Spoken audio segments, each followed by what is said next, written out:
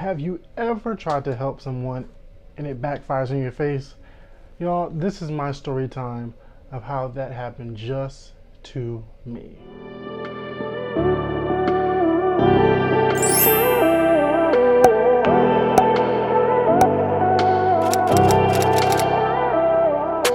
Hey y'all, it's Adam Lee Henderson. Welcome back. So, you are not going to believe this. One thing about me, I'm a person of many facets, as we all are. I love to help. I want to have the biggest house only to be of a great help to individuals in my community, in my circle, and anybody around me that I might meet. I was homeless once. I remember sleeping on the street back in 2010 because I had no place to go. I remember sleeping under a stop sign because that was my only place to lay. So ever since then, it has been my ambition to be able to help those that are in need, just like I was. So I meet this one individual. She's dealt with a hard life. She was just released from prison. She said she was evicted from her home, and she said she was hospitalized. Let's just say she has had a tough life for the last 3 years, living on the street. So I come across her at Walgreens, and my wife and I, we try to give her help. We try to buy her water. We want to buy her food. We ended up putting her in a hotel for one night because there was nothing else that we can do. So we went to the nearest motel and said, hey, we want to get you this room, take a shower, get a good night's rest. The next day we'll try to help you out. My wife and I bring her to the motel, and she's giving us so much of her background. She's talking to us, sharing her story, sharing her truth, telling us where she came from, telling us what she's been through. As a good man, I'm trying to listen to her. I want to soak in as much as I can because I'm really trying to get to know her and trying to figure out what is the best way to help her. What she then asks me to do is take her to her hiding spot to get all of her belongings. So I put all of her belongings in my car and I bring her to her motel, and she says the next day she wants me to pick her up at checkout and then put her stuff back into her hiding spot. I said, okay, we'll do that. The previous night, my wife is doing research trying to find a shelter for this lady because of course she's homeless and we don't want her to keep sleeping on the street. We want to help her out as much as possible. When we pick her up, my wife tells her, hey, I've been trying to find a shelter for you. She immediately gets upset. She says, no, I don't need help. I've been trying to get a shelter. You don't need to help me. If I want you to do something, I'll tell you what I need you to do. That was the first red flag. Clearly, this girl got some issues going on. This lady is dealing with something bigger than what my wife and I can provide for her. Of course, we're just like, okay, no malice. Let us bring your stuff back to your hiding spot so you can go back on the street. That was the least we can do. The next day, she asked to get my wife's number. My wife doesn't feel comfortable with it, neither do I.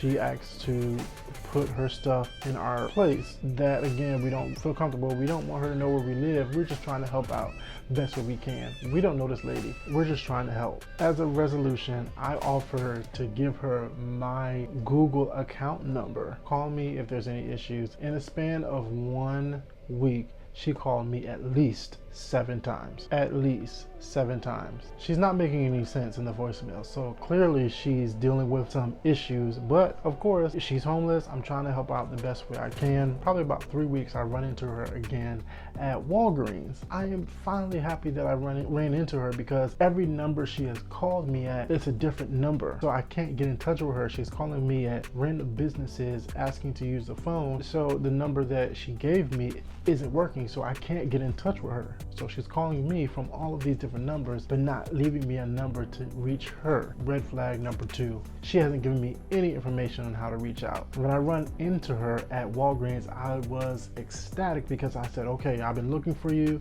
still want to help you, still want to be able to buy you at least a meal. I talked to her for a little while just to see how she's doing. She's still dealing with the same situation. At this point, she's now revealing information about how she's fighting with the Justice Department, how she's being wronged, how things aren't working out in her favor. So at this point, I'm just like, Lord, she seems like she's dealing with a lot. I have to pray for this lady. A week later, I run into her again. I said, hey, you doing okay? Is everything all right? Do you need anything? I take her to the mailbox, and then she needs me to drop her off at Wawa. I take her to Wawa. I'm in the car. Now listen, I have a distinct nose. I have a weak stomach. The smell that she had was unbearable. I'm sitting here at the window of my car breathing trying to breathe because this lady was just, I mean, the worst smell in the world. I finally take her to Wawa. You know, before she gets out of the car, I say, hey ma'am, can I get you anything else? So she asked for a blanket, and I said, sure. I will, you know, go to my house and get you a blanket. I'll be right back. And I leave her there. So I go home, I find her a blanket. Now, when I say this blanket means everything to me, I said, well, this is all that I have. Ironically, we had just washed the blanket. So I get the blanket and I put it in a garbage bag.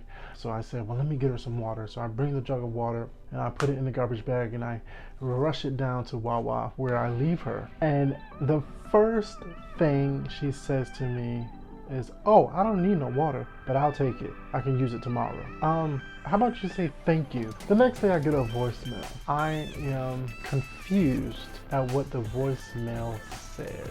She says to me, and I quote, although I am appreciative, I no longer would like your assistance. I was looking for you for 2 weeks and I have not heard from you. The request that I ask of you, you don't deliver.